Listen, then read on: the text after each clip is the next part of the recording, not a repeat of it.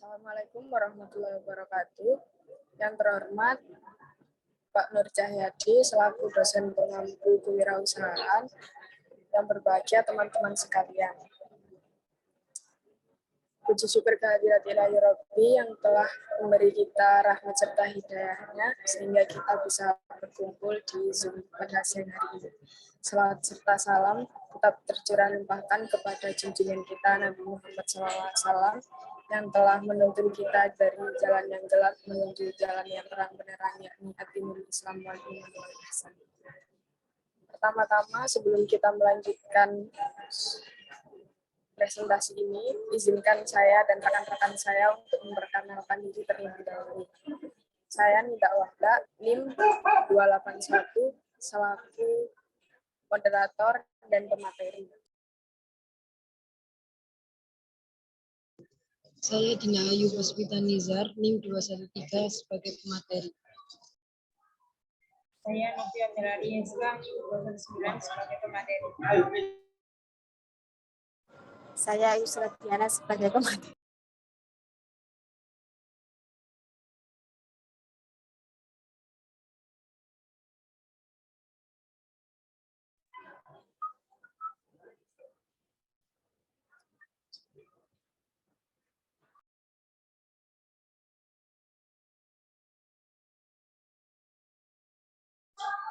Yang pertama, manajemen keuangan.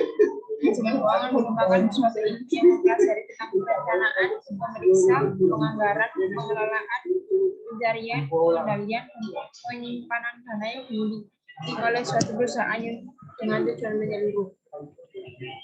Beberapa definisi manajemen keuangan menurut para ahli adalah: yang pertama, Ifnan mengatakan manajemen keuangan adalah usaha untuk menyediakan uang. Yang kedua, Suat Husnan mengatakan manajemen keuangan adalah manajemen dalam fungsi-fungsi keuangan.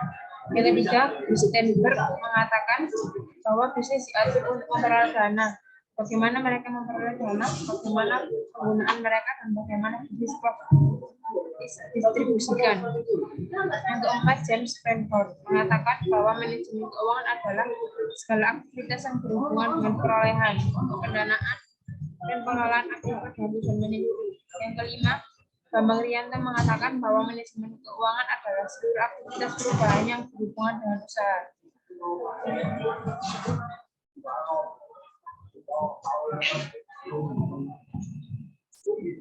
Tujuan manajemen keuangan. Tujuan manajemen keuangan adalah untuk memaksimalkan nilai perusahaan. Dengan demikian, apabila suatu perusahaan dijual, maka harganya dapat ditetapkan setinggi mungkin.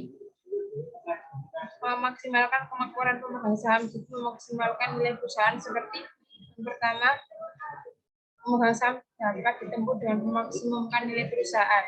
Yang kedua, secara konseptual jelas sebagai pedoman dalam pengambilan keputusan yang mempertimbangkan faktor risiko. Yang ketiga,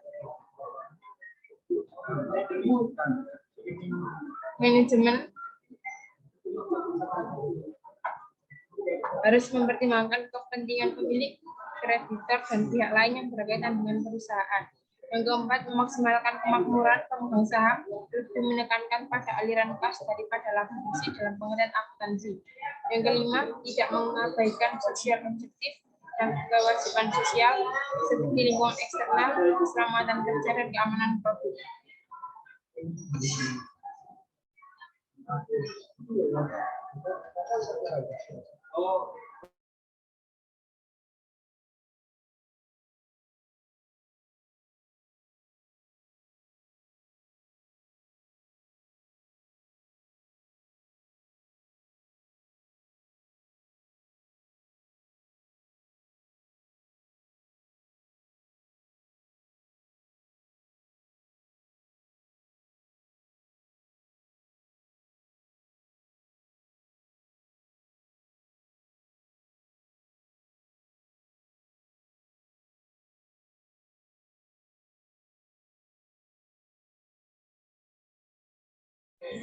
Fungsi manajemen keuangan. Yang pertama, perencanaan keuangan.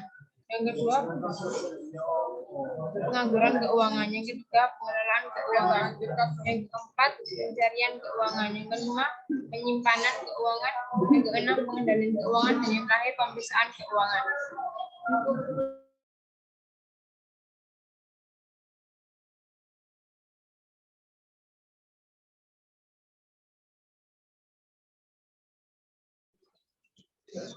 Fungsi utama manajemen keuangan. Yang pertama ada keputusan investasi, yaitu merupakan keputusan terhadap aktiva apa yang akan dikelola oleh lembaga tersebut, yaitu seperti aktiva sama dengan hutang ditambah modal.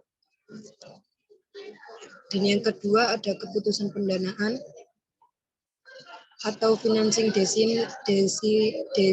Ini adalah keputusan berkaitan dengan penetapan sumber dana yang diperlukan dan penetapan pertimbangan pembelajaran yang tertarik atau struktur modal yang optimal.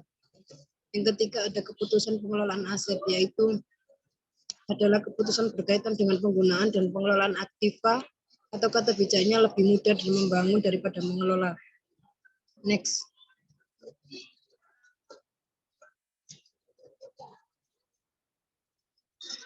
Tugas manajemen keuangan. Tugas pokok dari manajemen keuangan ini meliputi keputusan tentang investasi, pembiayaan kegiatan usaha, dan pembagian dividen suatu perusahaan.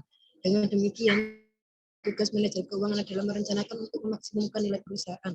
Kegiatan penting yang harus dilakukan manajer keuangan menyangkut 4 aspek, yaitu yang pertama ada dalam perencanaan dan peramalan, di mana manajer keuangan harus bekerja sama dengan para manajer lain yang ikut bertanggung jawab atas perencanaan umum perusahaan. Yang kedua ada manajer keuangan harus memusatkan perhatian pada berbagai keputusan investasi dan pembiayaan serta segala hal yang berkaitan dengannya. Yang ketiga ada manajer keuangan. Manajer keuangan harus bekerjasama dengan para manajer lain di perusahaan agar perusahaan dapat beroperasi seefisien mungkin. Yang terakhir ada menyangkut penggunaan pasar uang dan pasar modal. Manajer keuangan menghubungkan perusahaan dengan pasar keuangan di mana dapat diperoleh dan surat berharga perusahaan dapat diperdagangkan. Next.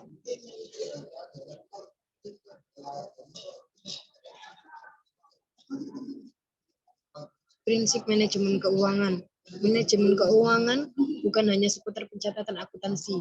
Manajemen keuangan juga merupakan bagian penting dalam manajemen program dan tidak boleh dipandang sebagai suatu aktivitas tersendiri yang menjadi bagian dari pekerjaan orang keuangan.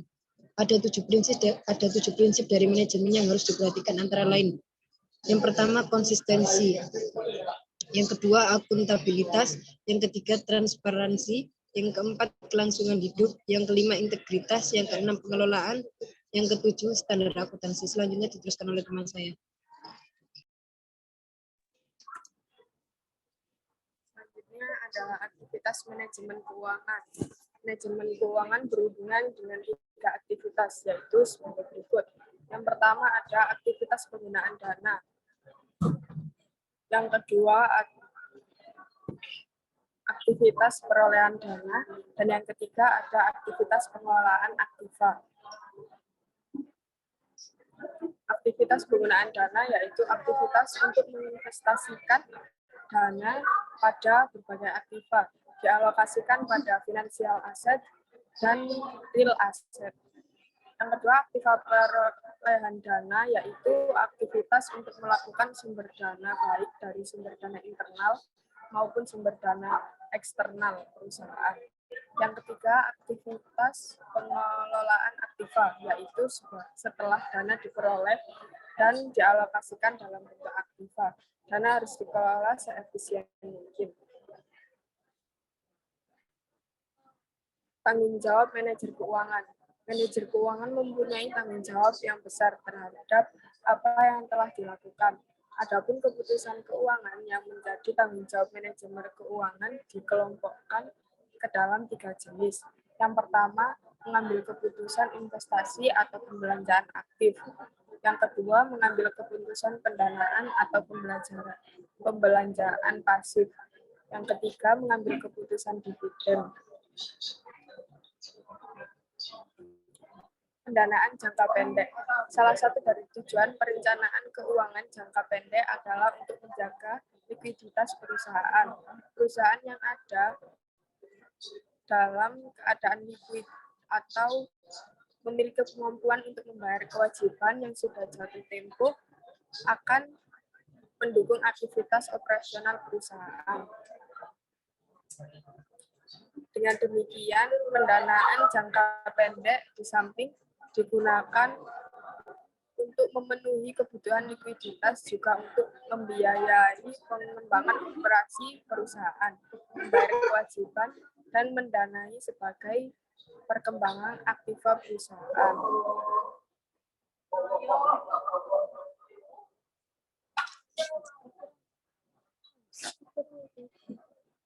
Dalam praktiknya, pendanaan jangka pendek berkaitan erat dengan pembiayaan aktiva lancar, alternatif kebijakan yang berkaitan dengan pembiayaan aktiva lancar, dan sebagainya.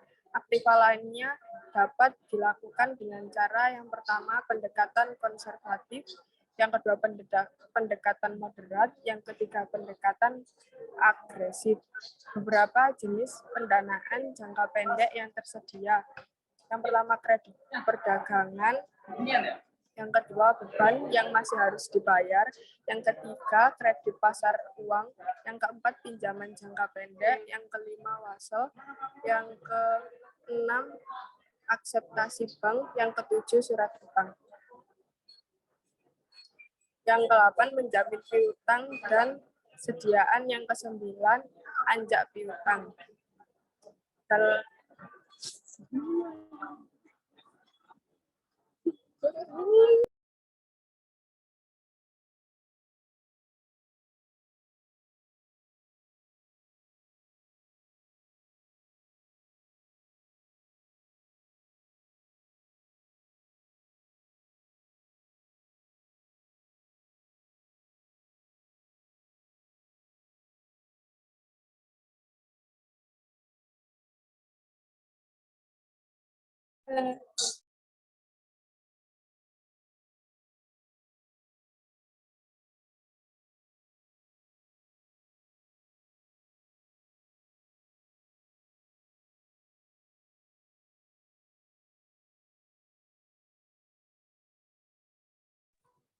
Selanjutnya ada pendanaan jangka menengah, di mana sumber daya jangka menengah merupakan sumber dana yang memiliki jangka waktu lebih dari 1 tahun dan kurang dari 5 tahun.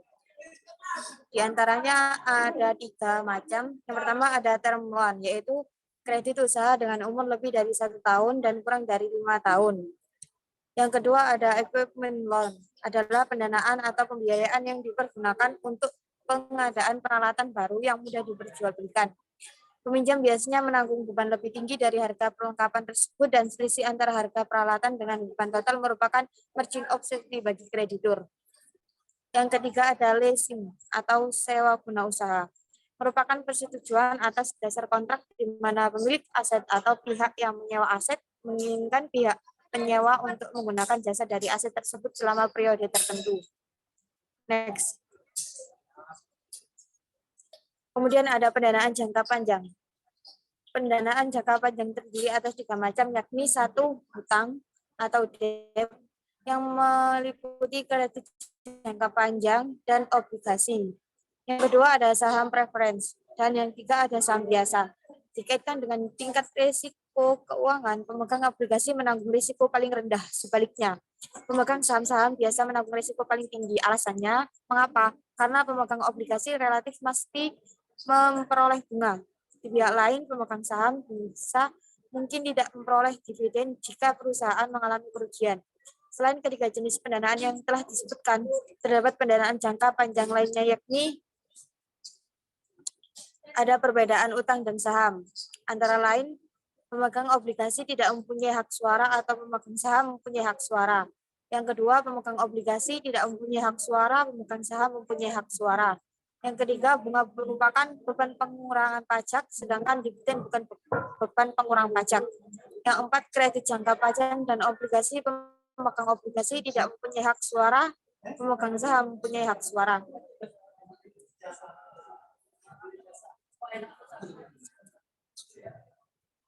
Next.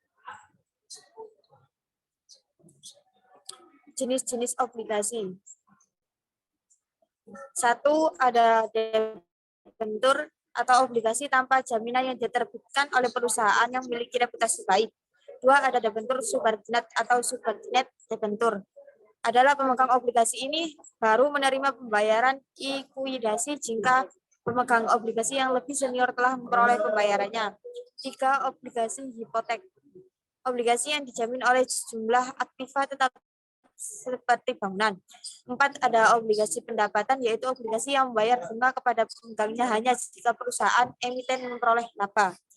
Selanjutnya, obligasi kupon 0 adalah obligasi tanpa bunga kupon atau memberikan bunga kupon yang sangat rendah dari dijual dengan diskon dari nilai parinya. Kemudian ada obligasi berisiko, yaitu obligasi berperingkat rendah sehingga mempunyai risiko tinggi. Yang ketujuh ada obligasi kurs mengambang, yaitu obligasi yang memberikan bunga kupon sesuai dengan tingkat inflasi. Obligasi itu begitu populer pada saat tingkat inflasi dan bunga tidak menentu.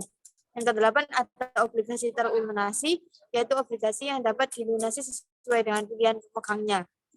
Yang kesembilan ada obligasi tertukarkan, yaitu obligasi yang dapat diubah menjadi saham biasa. Yang ke-10 waran, obligasi yang disertai dengan opsi untuk membeli saham biasa pada harga tertentu dalam waktu tertentu. Yang terakhir, dibandingkan dengan pasar,